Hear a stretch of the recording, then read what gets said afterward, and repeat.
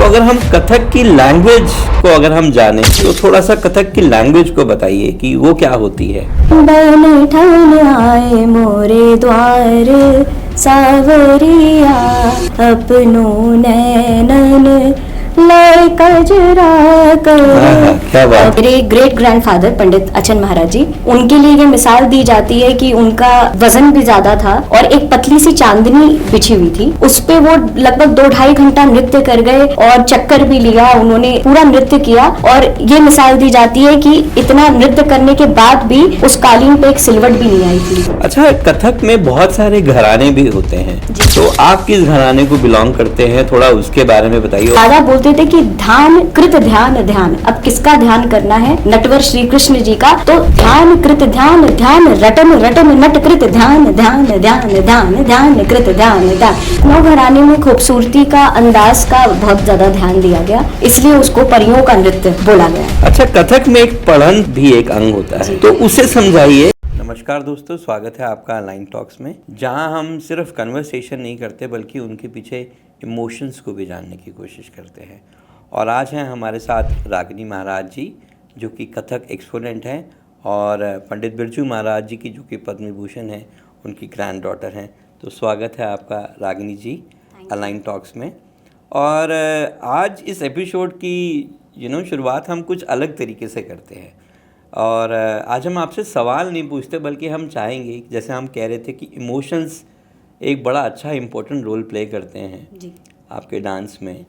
तो आपको अगर कुछ बंदिश या कुछ रचना अगर आपको ध्यान में आ रही है, और अगर वो आप अपनी कुछ आँखों से कुछ बयां करें या अपने एक्सप्रेशन से कुछ बयां करें, तो दैट वुड बी ग्रेट। जी ज़रूर। रचनाएं तो अनेक हैं महाराज जी की, पर एक जो वो हमेशा हर रंगमंच पर ज़रूर प्रस्तुत करते थे, उन्हें अच्छा लगता था रिसाइट करना, तो मैं उससे आरंभ करती हूँ। जी बिल्कुल। तो ये जो कॉन्वर्सेशन है, ये राधा कृष्ण जी और बंसी इनके बीच की है। क्या बात है। और क्योंकि कथक नृत्य पूरा कृष्णमय है और इनके बिना तो हो ही नहीं सकता कथक, तो मैं ऐसे ही आरंभ करना चाहूँगी। बहुत सुंदर। तो उन्होंने लिखा कि एक बार बंसी ना बाजी घनश्याम सो, एक बार बंसी ना बाजी घनश्याम सो, गोपिन मुस्कात भई निरखत है अचरज सो, गोपिन मुस्कात भई निरखत है अचरज सो, कान्हा की प्रीत भरी श्वास दई राधा ने, कान्हा की प्रीत भरी श्वास दई राधा ने, कि बंसी रिसियाए गई बोलत ना श्याम सो, बंसी रिसियाए गई बोलत ना श्याम सो। अब कृष्ण परेशान हो गए कि बाजी ना बंसी कहीं कारण मन भेद गयो, कान्हा कर जोर ठाड़े पूछत है मुरली सो, देखी व्यथा कान्हा की, देखी व्यथा कान्हा की, बंसी ने मान तजी बाजी फिर बाजी फिर बाजी ब्रज श्याम सो। वाह, क्या कहने लिखा। वाह वाह वाह। मुझे तो लगता है कि ये एक अलग ही तरह की लैंग्वेज है, जो कि मुझे लगता है कि इसमें तो आपको वर्ड्स भी नहीं इस्तेमाल करने पड़ते, पूरा आप भाव से ही करते हैं। सो अगर हम कथक की लैंग्वेज को अगर हम जाने तो थोड़ा सा कथक की लैंग्वेज को बताइए कि वो क्या होती है। जी, कथक की लैंग्वेज कुछ ऐसी है कि अब अगर मैं आपसे बात कर रही हूँ तो मैं ये बोलूँ कि किड़तक धुन धुन नाते टेता धादिनता किड़धा दिनता कतिट धादिनता कतिट धादिनता किड़धे धादिनता कतिट धा धुन तधा। तो कोई भी बात जो है वो हमारी कथक के थ्रू इस तरह से होती है। वाह, बहुत और सुंदर। जैसे हम क ख ग घ सीखते हैं तो हमारे यहाँ ता थे ही तत है कथक की लैंग्वेज, तो इसी भाषा में हम बात करना पसंद करते हैं। बहुत सुंदर, बहुत सुंदर। अच्छा, कथक में बहुत सारे घराने भी होते हैं जी, तो आप किस घराने को बिलोंग करते हैं, थोड़ा उसके बारे में बताइए, और अलग अलग घरानों को भी अगर आप थोड़ा सा हमें ब्रीफली समझा सकते हैं तो। जी, कथक जो है, पहली बात तो मैं बताती हूँ कि मैं लखनऊ घराने से बिलोंग करती हूँ, और लखनऊ घराने के नृत्य को बोला गया है परियों का नृत्य। हाँ हाँ। क्योंकि उसमें खूबसूरती इतनी है और हर एक चीज़ की, एंगल की, अंगों की इतनी खूबसूरती है कि उसको परियों का नृत्य बोला गया। हालांकि हर एक घराने में सारे पक्ष होते हैं, ऐसी बात नहीं है, क्योंकि कर तो कथक ही रहे हैं। बिल्कुल। तो सारे पक्ष हर एक घराने में होते हैं, लेकिन फोकस उसका कहीं कहीं होता है। तो लखनऊ घराने में खूबसूरती का, अंदाज का बहुत ज़्यादा ध्यान दिया गया, इसलिए उसको परियों का नृत्य बोला गया है। और एक उदाहरण दूंगी कि मेरे ग्रेट ग्रैंडफादर पंडित अचन महाराज जी, उनके लिए ये मिसाल दी जाती है कि उनका वज़न भी ज़्यादा था और एक पतली सी चांदनी बिछी हुई थी, माने कालीन आप बोलिए, उस पे वो लगभग 2-2.5 घंटा नृत्य कर गए और चक्कर भी लिया, उन्होंने पूरा नृत्य किया। और ये मिसाल दी जाती है कि इतना नृत्य करने के बाद भी उस कालीन पे एक सिलवट भी नहीं आई थी, कि कितना फ्रजाइल, कितना हल्का और कितना एफर्टलेस नृत्य रहा होगा कि इतना नाचने के बाद भी एक भी सिलवट नहीं आई। तो ये मिसाल लखनऊ घराने की, मुझे नहीं लगता इससे बेहतर मैं मिसाल दे सकती हूँ। बहुत सुंदर। अच्छा, हर एक आर्टिस्ट की एक अभिन्न अंग होता है रियाज। जी। वो रियाज जब तक नहीं करता उसमें परिपक्वता नहीं आती। तो आपके लिए रियाज क्या है? आप रियाज को किस तरीके से समझाने चाहेंगे हमारे दर्शकों को? देखिए, रियाज जो है ना वो बहुत पर्सनल होता है। पहली बात मुझे लगता है कि मैं बहुत अनकंफर्टेबल हो जाती हूँ अगर मेरे आगे पीछे लोग हों। कई सारे लोग बोलते हैं चलिए रागनी जी मिलते हैं, रियाज पे मिलते हैं। मुझे लगता है कि रियाज इतनी, जैसे बोलते हैं ना, भजन भी अकेले में करना चाहिए और भोजन भी अकेले में करना चाहिए, इसी प्रकार से रियाज जो है ये सब भी अकेले ही करना चाहिए, क्योंकि ये बहुत पर्सनल होता है। और जितना एकांत और जितना ध्यान आप अकेले में लगा पाएंगे ना, लोग होते हैं, आप डिस्ट्रैक्ट होते हैं, तो परफॉर्मेंस जो है वो आप लोगों के सामने करते हैं, लेकिन उसके पीछे का जितना अभ्यास है मुझे लगता है वो अकेले में ही होना चाहिए। और रियाज मेरे लिए कंप्लीट सरेंडर है, क्योंकि अगर आप समर्पित नहीं होंगे, अगर आपका ध्यान ही नहीं होगा उस चीज़ पे, तो आप उसको नहीं कर पाएंगे। आप ये देखिए ना कि वो एक दोहा याद आ गया मुझे कबीरदास जी का, माला तो कर मैं फिरे जी भी फिरे मुख माही, मनुआ तो दहु दिसी फिरे ये तो सुमरन नाही। वाह, क्या कह तो ये मुझको याद आया कि इसीलिए आपका ध्यान इतना कंसंट्रेशन होना चाहिए अपने रियाज पे कि आगे पीछे शोर कुछ भी हो रहा है लेकिन ध्यान आपका सिर्फ ताते थी तो उस पे होना चाहिए। तो मेरे लिए रियाज की परिभाषा यही है। बिल्कुल बिल्कुल।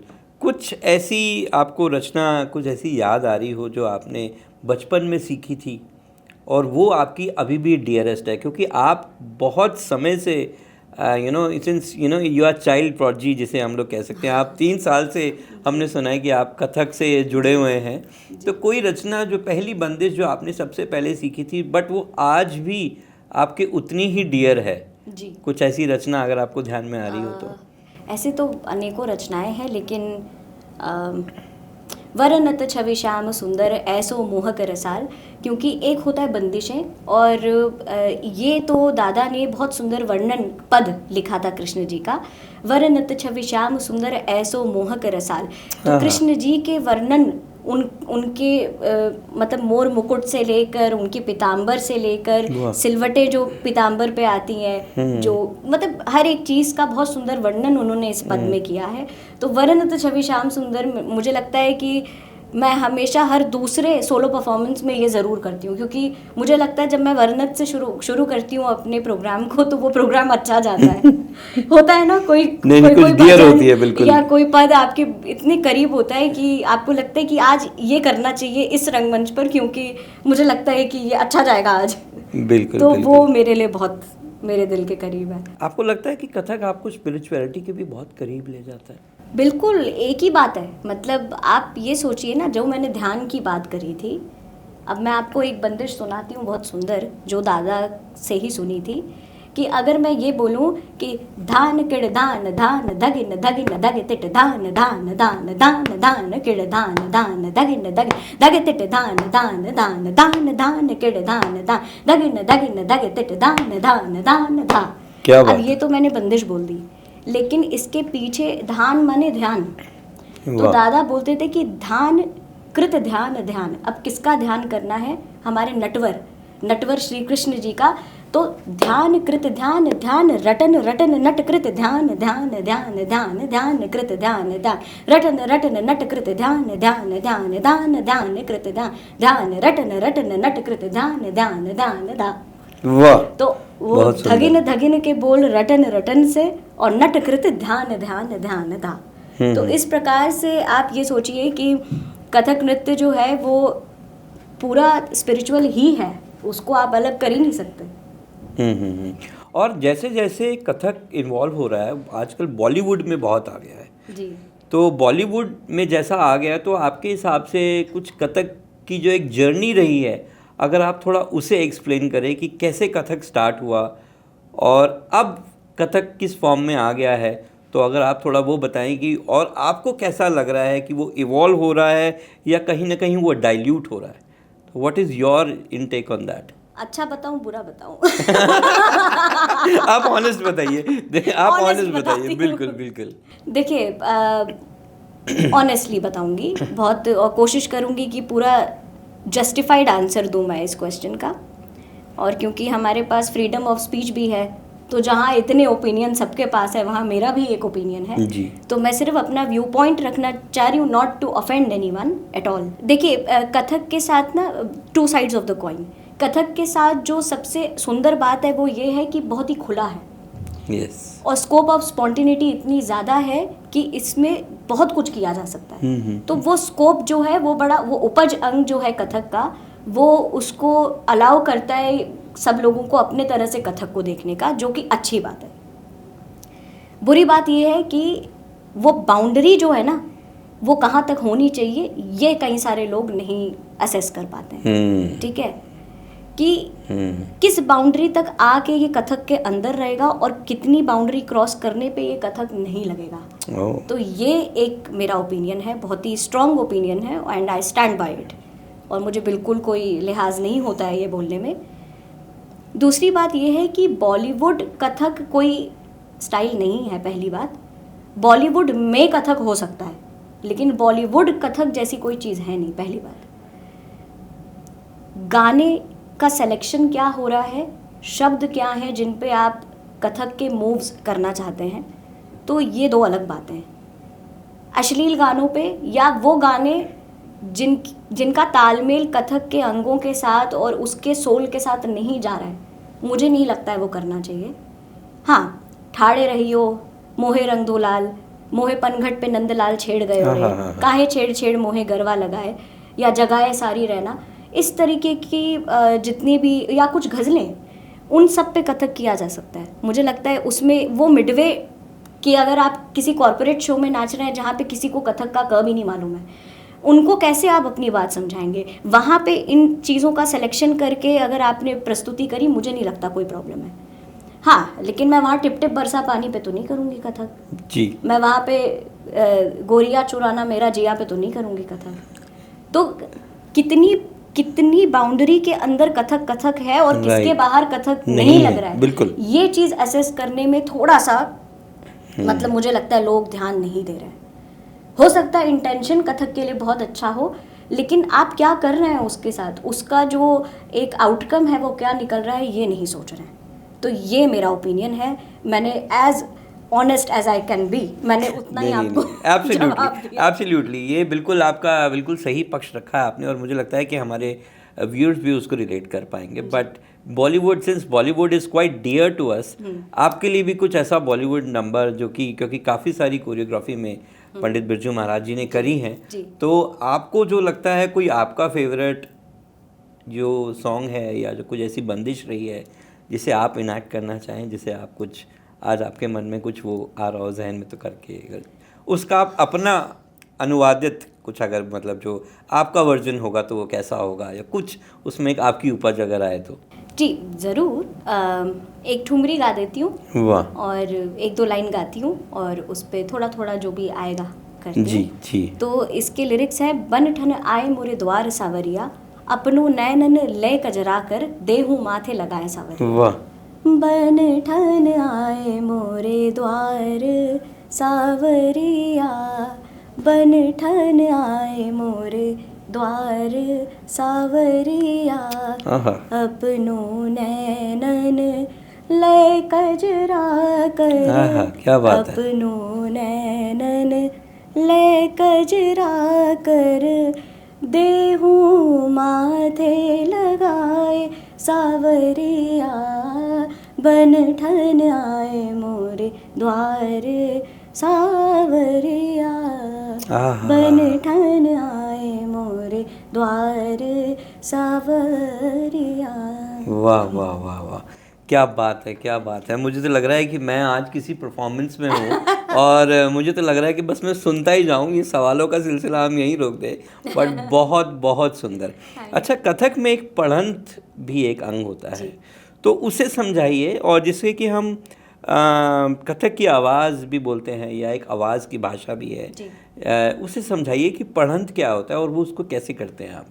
जी, ये बहुत अच्छा आपने प्रश्न पूछा, क्योंकि मैंने दादा से एक बार ये सवाल किया था और मैंने उनको बोला था, वो एक प्रोग्राम हुआ था दिल्ली में और उस वक्त स्वास्थ्य उनका अच्छा नहीं था, तो ऑर्गेनाइज़र ने रिक्वेस्ट किया था कि महाराज जी आप कुछ कर दीजिएगा खड़े होके, लेकिन दादा सक्षम नहीं थे उस दिन की खड़े होके कुछ कर पाएंगे। उन्होंने कहा अच्छा मुझे माइक दे दो, मैं कुछ पढ़ देता हूँ। और दादा ने एक दो चीज़ें पढ़ दी, कविताएँ पढ़ी और कुछ पढ़ंत किया।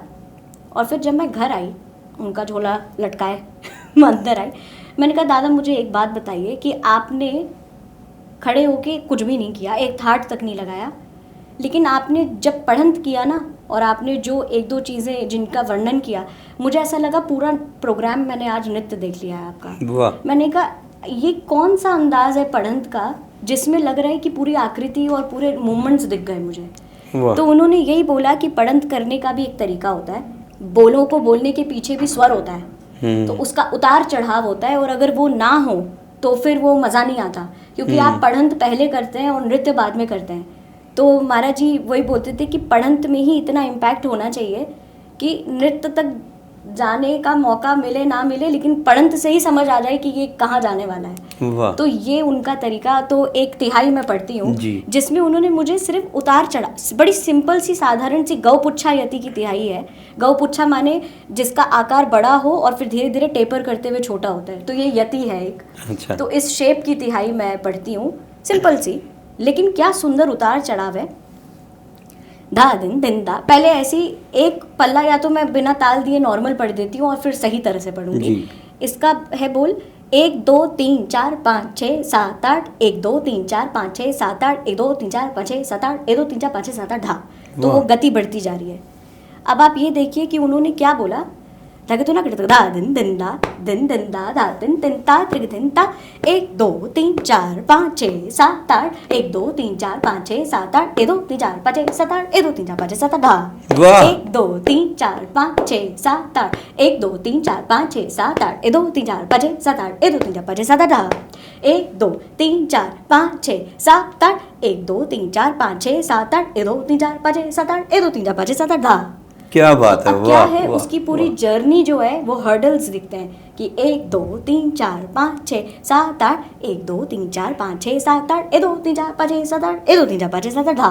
अब वो 1 2 3 4 5 6 7 8 धा, तो वो यही बोलते थे कि धा जो है उसको पिच में नहीं आप ग्राउंड पे एंड करेंगे क्योंकि वो समाप्त हो रहा है। तो इस वजह से 1 2 3 4 5 6 7 8 धा अगर कर दिया तो वो थोड़ा इरिटेटिंग साउंड करेगा। 1 2 3 4 5 6 7 8 धा नीचे आना चाहिए। तो ये कुछ चीज़ें जो पढ़ंत करने का लहजा है ये उनसे मैंने सीखा। बहुत सुंदर, बहुत सुंदर। और मेरा ये खुश नसीबी है कि मैंने पंडित बिरजू महाराज जी को स्टेज पे देखा, और आज यकीन मानिए कि मैं आज आपको जब देख रहा हूँ तो मुझे लग रहा है कि कहीं उन्हीं की रिफ्लेक्शन आप में आई हुई है, और आज वही आपके थ्रू जो है ना वो बातें आज हमारे साथ पहुंचा पा रहे हैं। और बहुत सुंदर। रागिनी जी, जब हम पंडित बिरजू महाराज जी की बात करते हैं कि वो तो एक कंप्लीट सेंस में जिसे हम कहें कि वो एक्सपोनेंट थे, और वो लिखते भी बहुत अच्छा थे। और मैंने देखा है कि आज आप उनकी कोई किताब भी लेके आए हैं, कुछ रचना भी लेके आए हैं। तो अगर आप उस कविता में से अगर हमें कुछ रचना उनकी सुना पाएँ तो हमारे लिए खुशनसीबी होगी। चाहे वो कोई भी अंग ले लीजिए आप, चाहे वो हास्य या कोई उनकी रचना। ज़रूर। 2 रस में मैं पढ़ती हूँ इसको जी। एक हास्य रस भी, क्योंकि वैसे ही हम लोग बड़े स्ट्रेसफुल जिंदगी में हम सब जी रहे हैं, तो थोड़ा हंसना बहुत ज़रूरी है। बिल्कुल खुश रहना बहुत ज़रूरी है। बिल्कुल। और जिस तरीके से आजकल मेंटल हेल्थ और ये सब कुछ इश्यूज बढ़ते जा रहे हैं, मुझे लगता है कि दिस विल डेफिनेटली हेल्प, और कला का उसमें एक बहुत अच्छा योगदान भी है। सच बात, बिल्कुल। तो एक तो मैं तट से शुरू करूंगी, क्योंकि हर एक चीज़ का किनारा होता है, तट होता है। तो वो उन्होंने इतनी सुंदरता से उसका वर्णन किया कि वाणी का तट अधर है, वाणी का तट अधर है, अश्रु का तट नयन है, अश्रु का तट नयन है, हृदय का तट प्रेम है, जीवन का तट आनंद है, ज्ञान का तट भजन है, ज्ञान का तट भजन है, शिष्य का तट गुरु है। शिष्य वाह, का तट गुरु है, क्या कहने। भक्ति का तट मुक्ति है, भक्ति का तट मुक्ति है, नमन का तट दया है। आहा, तट मिला जिसको जगत में, गुरु की वह कृपा है, प्रेम की वह डगर है, और ईश की वह दया है। वाह, बहुत सुंदर, बहुत सुंदर। तो ये बहुत क्या मुझे कहने। सुंदर लगता है कि हर एक चीज़ का किनारा बताते हुए बहुत सुंदर लगता है, इसलिए मैंने ये ज़रूरी समझा कि मैं नहीं नहीं नहीं, इसको- बिल्कुल बहुत सुंदर है। और मुझे लग रहा है कि ये हमारी खुश नसीबी है कि आज हम इन रचनाओं को आपके मुख से सुन पा रहे हैं। जी, हमारा सौभाग्य है ये। हालांकि किताबों में छपी है, लेकिन मुझे लगता है कि कई सारे लोग, क्योंकि कि दादा की किताबें बहुत सारी उन्होंने लिखी, तो उन किताबों को लोग पढ़ते ज़रूर हैं और उनमें से बहुत चीज़ें जो है वो काम भी आती हैं नृत्य की प्रस्तुति के लिए। लेकिन ये कुछ वो कविताएं हैं जो बड़ी मज़ेदार हैं और मुझे लगता है कि ये ज़रूर एक बार पढ़नी तो सबको चाहिए। जी जी बिल्कुल। तो ये उन्होंने अनुभूति किताब जो है लिखी थी अपने लाइफ एक्सपीरियंसेस पे, ओह। और एक आध रील्स भी आपने देखी होंगी उसके ऊपर। जी। पर इसमें एक है मच्छरों की मीटिंग। अरे वाह। अब ये उन्होंने बताया था कि वो एक कॉन्फ्रेंस के लिए कहीं होटल में रुके हुए थे, और होटल में जैसे नेट होता है तो बेड के आगे पीछे नेट था और उस पर एक काला धागा लटका था। तो दादा ने बोला कि मैं गया, मैंने सोचा ये धागा हटा दूं। तो जैसे ही धागे को छुआ तो वो मच्छर एक दूसरे की टांग पकड़ के लटके हुए थे और सारे भिन-भिना के ओह। उड़ गए। ओहो। तो वहां से उनको आइडिया लगा मच्छरों की मीटिंग। वाह। उन्होंने लिखा कि होशियार, अपनी अपनी जगह चुप सतर्क बैठो, कोई नया आसामी आया है। वाह, ताज़ा स्वस्थ लग रहा है, आ गया मुंह में पानी, लालची कहीं का, वाह। अभी जहरीली गैस फ्लीट डलवा देगा, सब मर जाओगे, मम्मी भूखी रह जाएगी। ओए होए होए, क्या कह। छोटू तो हुड़दंग क्यों मचा रहा है, अगर तंग किया तो कमरा बदल देगा। 2-4 दुश्मन चल दिए शिकार पर। अब ये मच्छरों की मीटिंग हो रही है कि 2-4 दुश्मन चल दिए शिकार पर, व्यक्ति परेशान, सामान समेटा, कमरा बदल दिया। वाह। अब चौधरी भनभनाया और बोला कि अब भूखे रहो, न जाने नया आसामी कब आएगा। तो ये उन्होंने मच्छरों बहुत की सुंदर, मीटिंग बहुत लिखी थी। सुंदर, बहुत बड़ा सुंदर। मजेदार, उनकी तो सोच का जवाब नहीं है। एक सैनिटाइजर की होली लिख दी थी अरे कि वाह। कोविड के समय, मुझे याद तो नहीं है पर उसका सार यही था कि अनेकों रंग की पिचकारी सब अपने बैग में जेब में लिए घूम रहे हैं, कोई ब्लू कलर की, कोई पिंक कलर की। तो क्या कि पिचकारी खुद दूसरों पर डालते, हाथ नहीं मिलाते, और ये कह रहे हैं कि मतलब जिन लोगों पर पिचकारी डाल रहे हैं उनसे हाथ नहीं मिलाते, क्योंकि और मुंह पर पट्टे बंधे हुए हैं। तो इस तरह से उन्होंने बिल्कुल, बहुत सुंदर, बहुत सुंदर कि ये सैनिटाइजर की जो होली चलती आ रही बिल्कुल है, मतलब बिल्कुल। ये और देखिए टाइटल भी कितना रिलेटेबल है, कितना एवरीडे लाइफ से मिल रहा है कि सैनिटाइजर की होली। बहुत सुंदर, बहुत सुंदर। ये सब तो वो मजाक मजाक में लिख देते थे, क्योंकि कुछ भी करते थे ना कला से जुड़ा ही रहता था, उससे अलग तो नहीं करते थे। लेकिन हाँ, कुछ बड़ी मज़ेदार चीज़ें उन्होंने लिखी और मुझे तो हमेशा ही, मैं बार बार पढ़ती रहती हूँ, मुझे बड़ा आनंद आता है। वो कथक को एवरीडे लाइफ में भी विजुलाइज करते थे। कुछ absolutely। उनका ऐसा किस्सा सुनाइए जो उन्होंने अपनी रोज़मर्रा की ज़िंदगी से कुछ निकाला और उसमें कुछ बोल तैयार करा या कुछ बंदिश तैयार करी या कुछ ऐसा तैयार किया। बहुत सारी, इनफैक्ट जितने भी दर्शक मुझे देखेंगे वो लोग तो जानते ही हैं, महाराज जी को सब देखे हुए हैं, तो मैं तो क्या ही उनकी चीज़ करूँगी, मैं तो कहीं आसपास क्या उनके पैर के नाखून जितनी भी नहीं बन पाऊंगी इस जन्म में। लेकिन हाँ, क्योंकि आपने रिक्वेस्ट किया है तो मैं उनकी 1-2 चीज़ें मैं पढ़ देती हूँ। एक वो सुस्त और चुस्त की कहानी बताते थे। अच्छा। कि 2 दोस्त हैं, उसमें से एक बड़ा आलसी है और एक बड़ा ही चुस्त है। तो क्या है कि तक दिग तथुंग दिग तक तधिक ददगिन थई। अब दूसरा बोल रहा है, ए तक दिग तथुंग दिग तक तधिक ददगिन थई।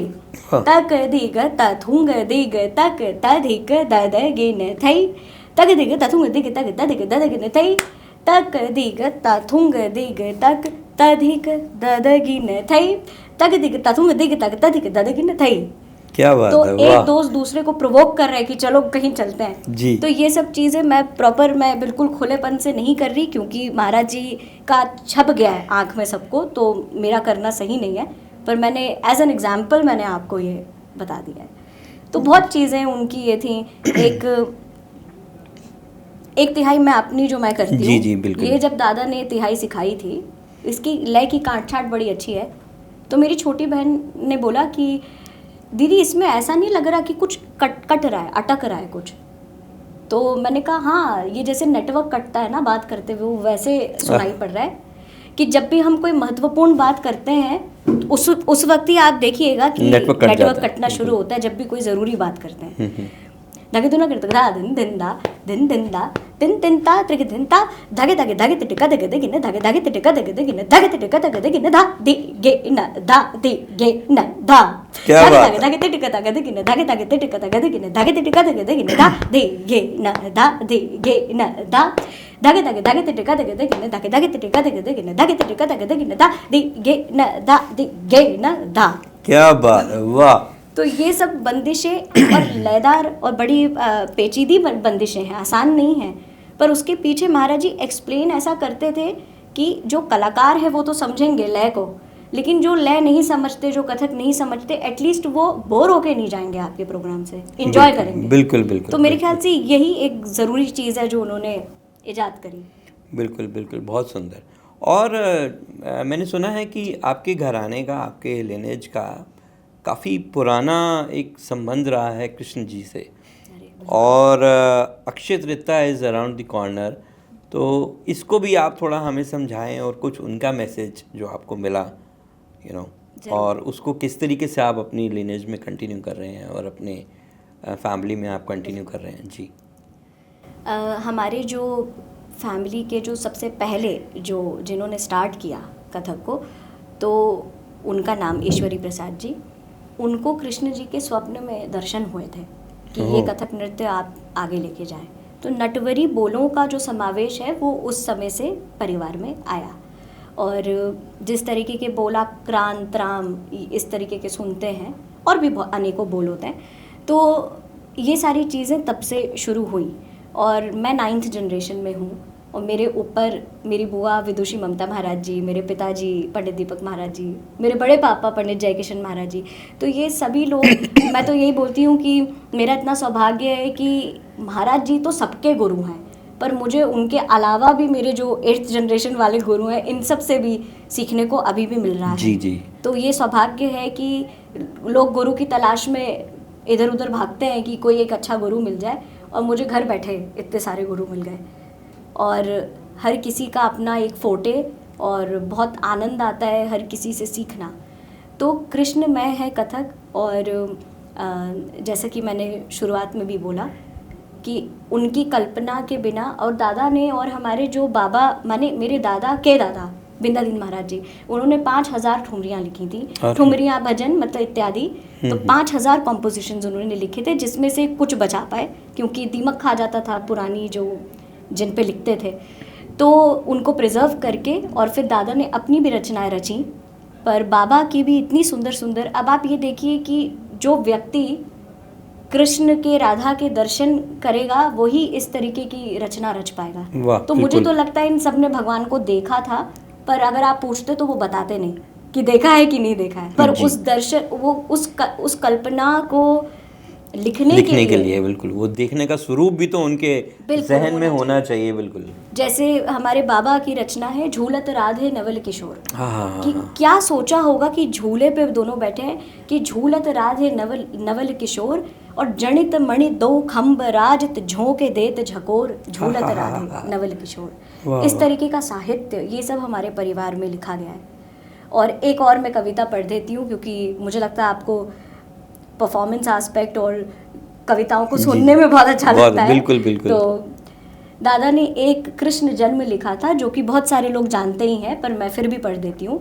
मैं यही सोच रही थी कि क्या इमेजिन किया होगा उन्होंने, जो इस तरह से उन्होंने लिखा कि घन घोर बादर घनन घन गरजत है नभ पर, घन घोर बादर घनन घन गरजत है नभ पर, तड़ तड़ दमनिया चमकी दमकती गगन के रंगमंच पर। अब गगन का रंगमंच, क्या बात है, वाह वाह, एक बार और सुनाइए। बिल्कुल, ये बिल्कुल।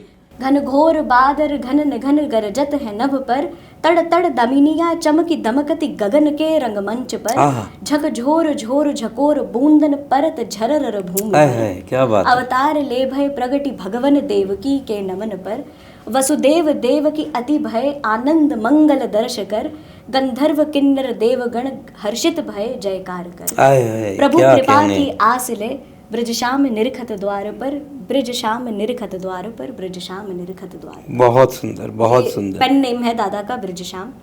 तो इस तरह से उन्होंने कृष्ण जन्म लिखा। वाह, बहुत सारी, मतलब मैं ऐसे तो पॉडकास्ट फिर आपको 4-5 करने पड़ेंगे अगर बिल्कुल मैं बिल्कुल बिल्कुल, हम लोग करते रहेंगे and I am literally getting the goose bumps.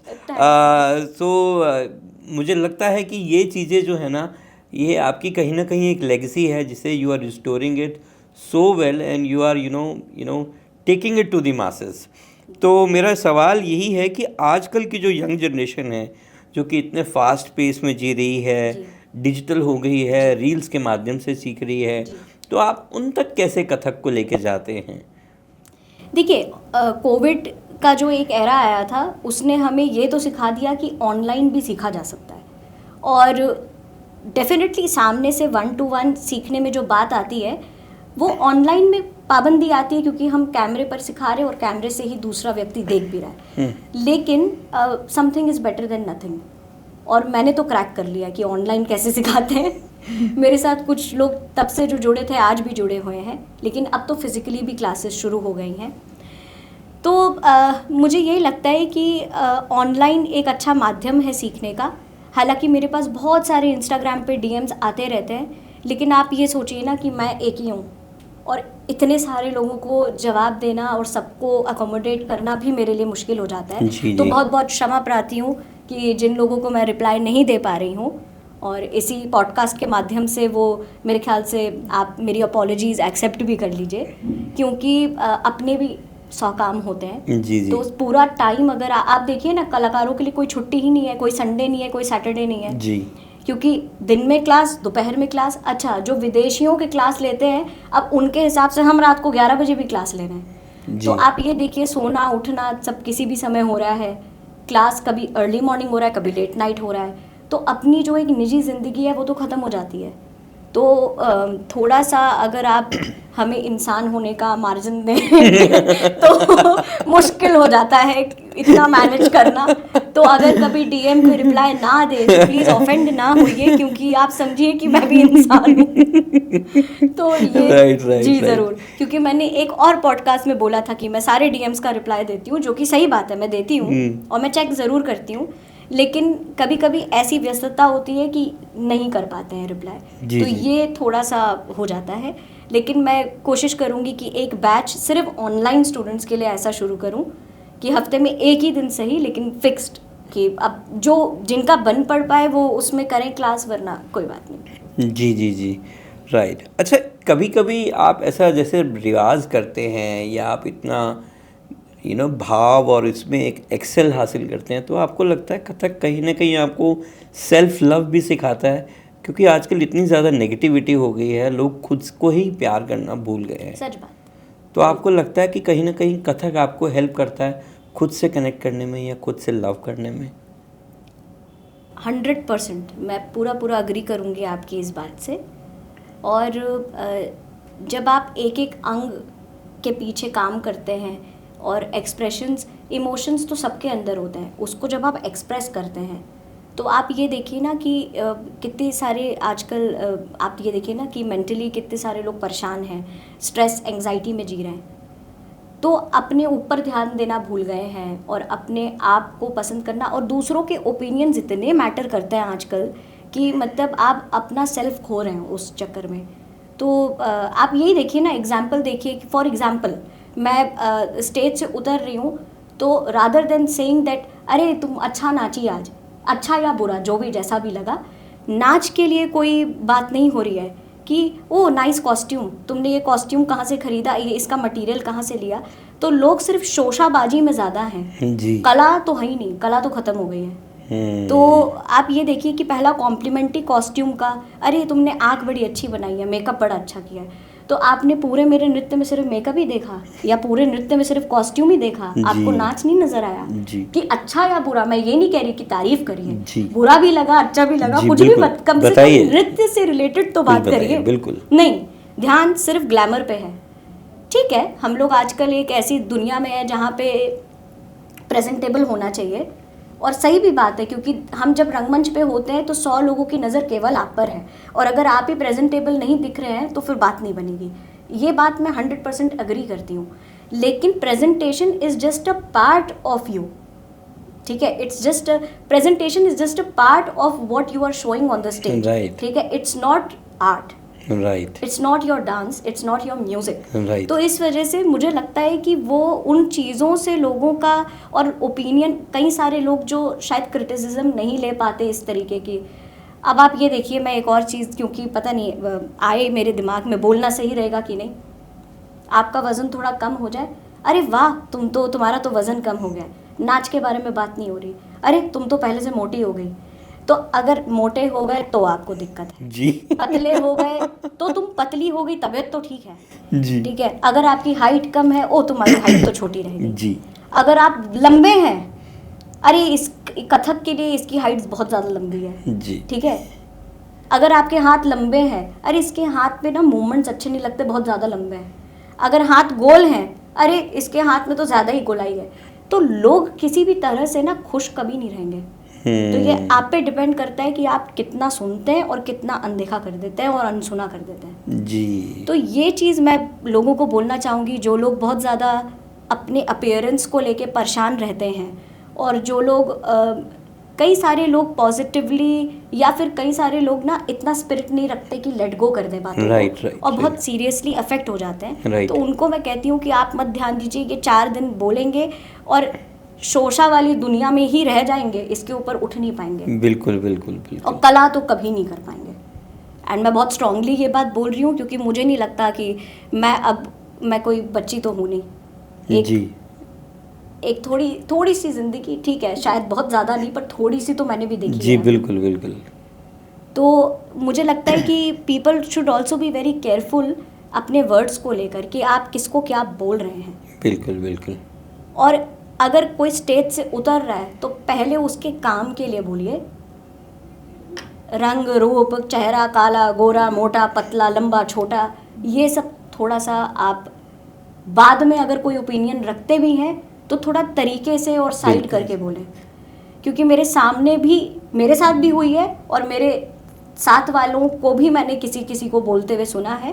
तो मुझे बड़ा अजीब लगता है कि मतलब आप सिर्फ ऊपर देख रहे हैं, अंदर डेप्थ तो खत्म हो गई है लोगों में। शायद इसीलिए सेल्फ लव भी खत्म हो गया, क्योंकि वो सिर्फ दिखावटी रह गया है, क्योंकि वो सिर्फ एक बनावटी रह गया है। वो मटेरियलिस्टिक चीज़ों से ही इर्द गिर्द रह गया है, कहीं हम खुद को ही पहचानना भूल गए। और मुझे लगता है कि yes, like you rightly mention, कहीं कहीं जब आप अपने एक अंग से बात करते हैं, एक अपने भाव से करते हैं, तो आप खुद की काबिलियत को पहचानते हैं और खुद को से भी प्यार करने लगते हैं। और वही एक आपको एक अच्छा, मुझे लगता है कहीं आर्टिस्ट बनाता होगा या एक अच्छा इंसान बनाता होगा। और मुझे लगता है ये जो स्टेज पे कैसा दिखना चाहिए, वो ब्यूटी स्टैंडर्ड्स मुझे ये जानना है किसने सेट किया है। मुझे उस व्यक्ति से जिसने पहली बार सोचा ये चीज़ मुझे मिलना है कि आपके लिए क्या जिसकी नाक मोटी है वो सुंदर है, या जिसकी पतली है वो सुंदर है, जो गोरा है वो सुंदर है, या जो जिसका डस्की काले तो हमारे कृष्ण हैं, और सबसे ज़्यादा खूबसूरत और सुंदर जो डस्की स्किन माना गया है, ठीक है। तो मेरा कहने का मतलब ये है कि दुनिया को चैन किसी भी तरह से नहीं मिलेगा जी। तो इसलिए बेस्ट यही है कि इग्नोर करते जाओ सबको और अपने पर ध्यान दो। और कोई अगर आपको बोल रहा है कोई चीज़ और आपको तकलीफ हो रही है उस चीज़ से, वो इसलिए हो रही है क्योंकि आपने उसको इतनी अथॉरिटी दी है कि आपकी बात से मैं अफेक्ट होंगी। मैं अफेक्ट ही नहीं होती, जाओ बोलते रहो, मुझे कोई फर्क नहीं पड़ता। हाँ, पर जो वेल विशर्स हैं, जो बहुत अच्छे इंटेंशन के साथ कोई चीज़ सजेस्ट करेंगे, मैं ज़रूर अपनाती हूँ और मैं ज़रूर उस पर अमल भी करती हूँ। लेकिन दुनिया जो बोल रही है, मुझे याद है अभी रिसेंटली एक प्रोग्राम हुआ था मेरे आलता जो मैंने हाथ पे लगाया था उसको लेके किसी ने बोला था कि अरे, और वो भी एक मेल, फीमेल भी नहीं, मेल ने बोला कि अरे तुमने आलता इतना ज़्यादा लगा दिया, मेरे आँख में लग रहा था। मैंने कहा आप आँख बंद कर लेते तो आपको नहीं दिखता, ना मैं दिखती ना आलता दिखता। राइट। मतलब मेरे आलता लगाने पे अगर किसी मेल को प्रॉब्लम हो रही है तो भैया हम कौन सी दुनिया में रह रहे हैं, मुझे तो यही नहीं समझ आता। नहीं, बिल्कुल बहुत सही मैसेज आई थिंक आपने दिया। और मुझे लगता है कि ये इस वक्त का ज़रूरी मैसेज भी है। बिल्कुल कि हम कला की अगर हम कदर करते हैं तो हम आर्टिस्ट को कला के अनुसार अपना विशेष ध्यान दें, या जैसा भी बताएं कि अच्छा लग रहा है आपको या उसमें आपको स्कोप ऑफ इम्प्रूवमेंट लग रहा है, ताकि आर्टिस्ट उस चीज़ पे काम कर सके और उस चीज़ को निखार सके और खिल के निकल के आए। बहुत बहुत शुक्रिया हमारी तरफ से कि आप हमारे इस एपिसोड में आए, and thank you so very much. So ये थे हमारे साथ रागिनी महाराज जी, जिन्होंने हमें कथक के अभिन्न अंगों के बारे में बताया, एक्सप्रेशंस के बारे में बताया, लखनऊ घराने के बारे में बताया। और अगर आपको भी ये एपिसोड अच्छा लगे तो लाइक, शेयर और कमेंट करना ना भूलिए। Thank you very much.